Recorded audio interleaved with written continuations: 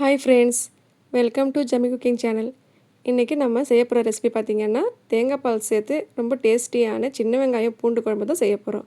வாங்க எப்படி செய்யலாம்னு சொல்லிட்டு பார்க்கலாம். அதுக்கு முன்னாடி நம்ம ஜமி குக்கிங் சேனலை மறக்காமல் லைக் பண்ணுங்கள், ஷேர் பண்ணுங்கள், சப்ஸ்கிரைப் பண்ணுங்கள். ஒரு பாத்திரத்தில் தேவையான அளவுக்கு நல்லெண்ணெய் சேர்த்துக்கணும். இந்த குழம்புக்கு பார்த்திங்கன்னா நல்லெண்ணெய் சேர்த்தா தான் டேஸ்ட்டு நல்லாயிருக்கும். அதனால் நல்லெண்ணெய் சேர்த்துக்கலாம். எண்ணெய் சூடான உடனே ஒரு அரை ஸ்பூன் கடுகு சேர்த்துக்கணும். கடுகு நல்லா பொரிஞ்சு வரட்டும்.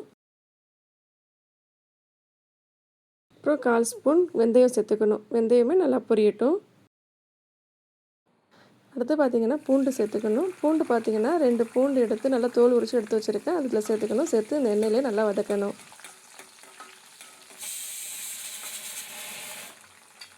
கருவேப்பிலை சேர்த்துக்கலாம்.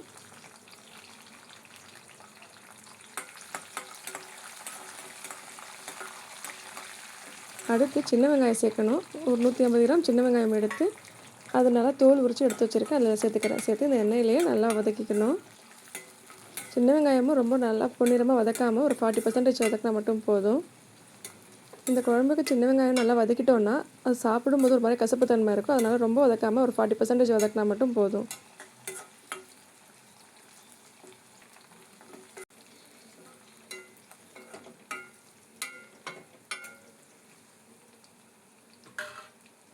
வெங்காயம் வதக்கியாச்சு. அடுத்து இதில் கட் பண்ணி வச்சுருக்க தக்காளி சேர்த்துக்கணும். இங்கே மீடியம் சைஸில் 2 தக்காளி எடுத்து கட் பண்ணி வச்சுருக்கேன். அதில் சேர்த்துக்கிறேன்.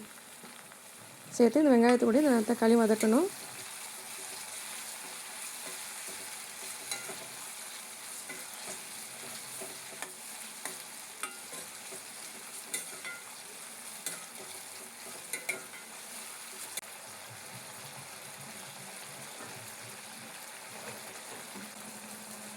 அடுத்து 1/4 ஸ்பூன் மஞ்சள் தூள் சேர்க்கணும்.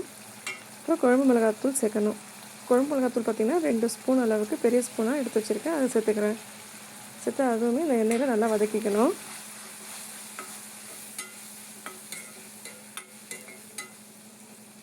இப்போ வதக்கும் போது கொஞ்சோண்டு தண்ணி சேர்த்துக்கலாம். தண்ணி சேர்த்து வதக்கும் போது மசாலாலாம் கருகாது.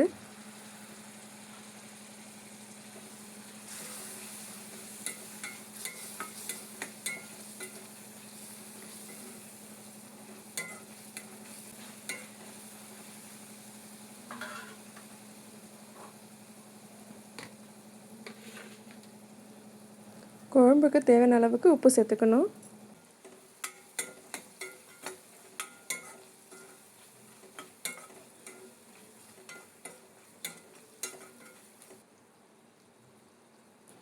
அடுத்து கரைச்சி வச்சுருக்க புளியை சேர்த்துக்கணும். புளி பார்த்திங்கன்னா ஒரு நெல்லிக்காய் சைஸ் அளவுக்கு எடுத்து ஊற வச்சுருந்தேன். அது இப்போ இதில் சேர்த்துக்கலாம்.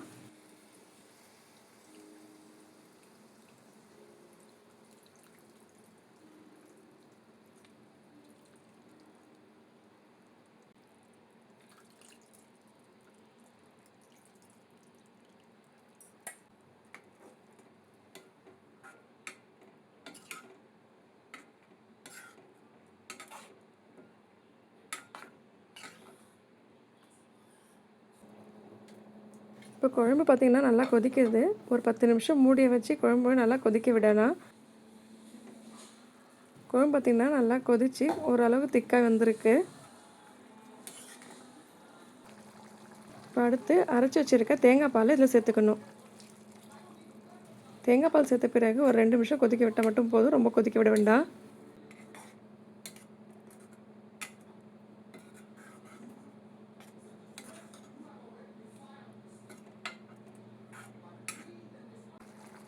கடைசியாக கருவேப்பிலை தூவிட்டு ஒரு 2 நிமிஷம் கொதித்த உடனே ஸ்டவ்வை ஆஃப் பண்ணிட வேண்டியதுதான். இந்த சின்ன வெங்காய குழம்பு செஞ்ச பிறகு இது கூட தொட்டுக்க கூட்டு இல்லைனா பொரியல் இல்லைனா சுட்ட அப்பளம் தொட்டு சாப்பிடும்போது ரொம்ப டேஸ்ட்டாக இருக்கும்.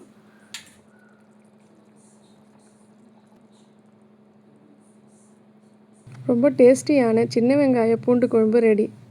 இப்போ இந்த குழம்பு பார்த்திங்கன்னா ரொம்ப தண்ணியாட்டம் இல்லாமல் திக்காகவும் இல்லாமல் இந்த ஸ்டேஜில் இருக்கும்போது நம்ம ஸ்டவ்வை ஆஃப் பண்ணிட்டோன்னா ஆறின பிறகு கொஞ்சம் திக்காகி சாப்பிடும்போது ரொம்ப டேஸ்ட்டாக இருக்கும். சின்ன வெங்காய பூண்டு குழம்பு எப்படி செய்யலாம்னு சொல்லிட்டு பார்த்தீங்க. நீங்களும் இந்த வீட்டில் ட்ரை பண்ணி பார்த்துட்டு எப்படி இருக்குன்ட்டு கமெண்ட் பண்ணுங்கள். உங்களுக்கு இந்த வீடியோ பிடிச்சிருந்துன்னா மறக்காமல் லைக் பண்ணுங்கள், ஷேர் பண்ணுங்கள், சப்ஸ்கிரைப் பண்ணுங்கள். தேங்க்யூ ஃபார் வாட்சிங்.